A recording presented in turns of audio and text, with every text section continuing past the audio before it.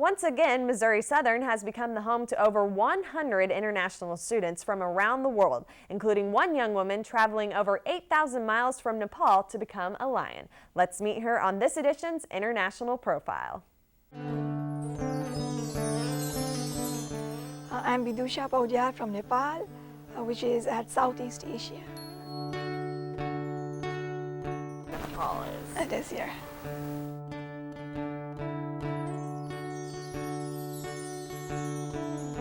I'm here for pre-engineering as a pre-engineering major. I was selected into the honor program, and then honor program at any university is basically challenging than the normal course.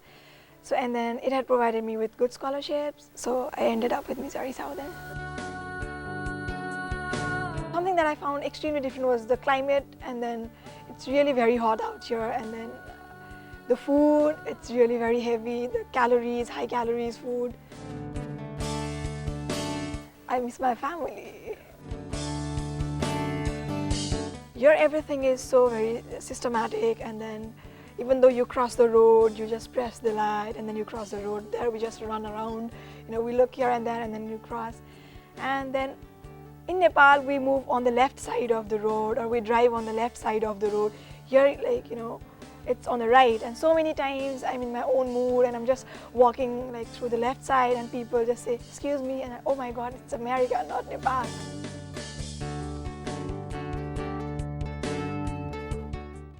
Missouri Southern art students have a unique opportunity to get their work out into the community. As part of the Third Thursday event held in downtown Joplin every third Thursday of the month, the MSSU Art Department has been displaying their work at a Main Street building dedicated completely to their work focal point.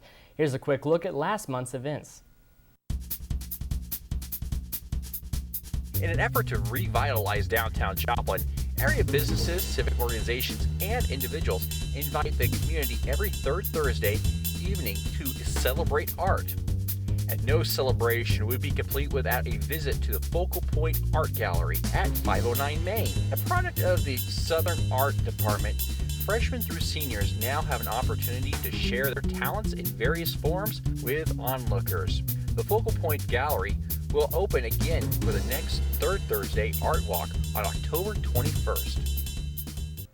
We have to take a quick break, but coming up after, we'll learn about the new Campus ID program and a bit of campus history. And later we'll get some more clues from Garrett and go on a walk around campus in Campus Walk. We'll be right back.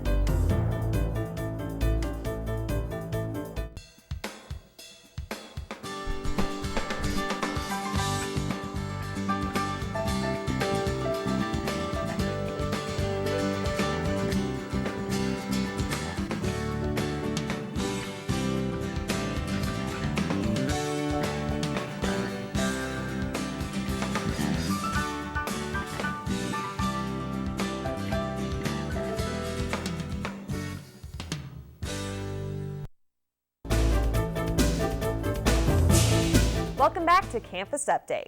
Well, everyone on campus is now familiar with the state-of-the-art Beam Deck Recreation Center, which opened a year ago. However, many students are not aware of the opportunities available inside. This semester, 18 different campus fitness classes are being offered to students with over 30 scheduled class times. Cindy Webb, Missouri Southern fitness coordinator and class instructor, said this year they hope for students to find more classes available. I've tried to really vamp up the number of classes that we're offering and the variety of classes that we're offering, trying to have something that appeals to everybody. Some of these classes include beginning and step floor aerobics, yoga, weight room, Pilates, Zumba, boot camp, and even butts and guts class, along with an array of H2Obics or aqua exercise classes at the pool. And the best part about all these classes, students don't pay a dime. The students are paying a rec center fee, and that covers everything that they do inside the rec center. So that includes the intramurals and all of the classes and everything.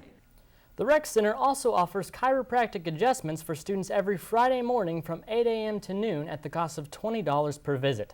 And to get into the Rec Center to get these classes or a chiropractic visit, students must use their new Campus ID card. Campus Update's Garrett Saunders gives us a look at what these new cards have to offer as well as what happened to the old ones. Students have likely noticed a few changes on campus this semester, one of those being the new line cards the university has adopted. The new system is around for several reasons. Access control to locations on campus, a little better control of security, to being able to have the ability to add value to the cards, so we could use those for purchases on campus. The switch has left some wondering what happened to the old cards. The old cards that were collected were shredded. They were put in the shredded boxes like the rest of the business documents are on campus, and shredded. The students did not have to turn in the old cards if they wanted to keep them for a keepsake or something like that. They could. It was not required to turn those in. Students that have not yet done so will need to load their card with Lion Bucks. There is a $25 minimum for the first time. The $25 minimum to open an account was established in hopes to help people get acquainted with what the card can do. It was part of the reasoning behind that. It's not just for printing on campus, and what we wanted people to realize, and we try to explain to them when that money's put on the card, is that that money can be used at vending machines, at the bookstore, Lion's Den, even the Wilcoxon Health Center can take Lion Bucks as a form of payment. For more information about your new Lion Card, you can visit mssu.edu/Lion Card. And now we're going back to Garrett for his second clue as to where on campus he is. Garrett? Well, the time has come for clue number 2, so pay close attention. Now, we've all been told that there are a lot of fish in the sea. Well, the same goes for this aquarium. A lot of fish in it. Where have you seen it before? If you can guess this location, there could be a $15 gift certificate to Gusano's Pizza for you in the near future. So stay tuned for clue number 3. Back to you guys in the studio. Thank you, Garrett. In this next news segment, Face Behind the Name, with Campus Update's Michael Woodruff, we learn a little more about the history of Missouri Southern. Throughout the school year, Southern students enter and exit buildings marked with names they know by heart.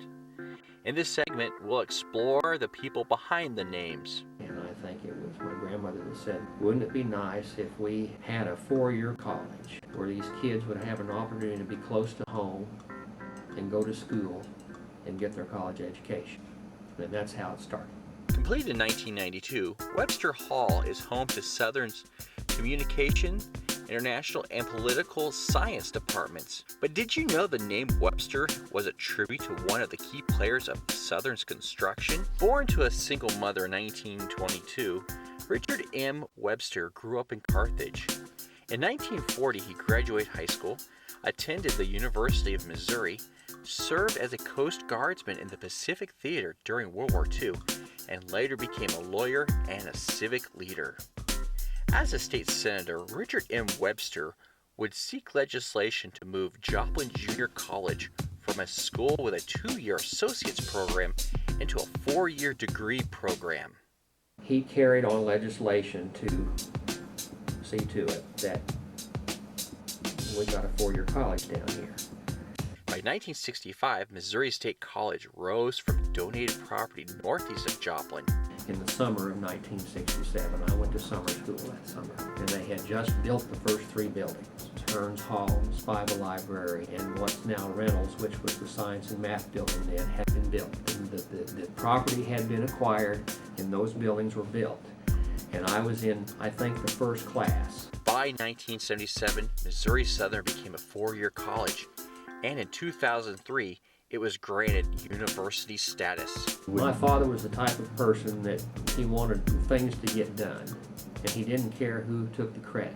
You know, he didn't do things so he could get his name on a building. And now you know, the face behind the name.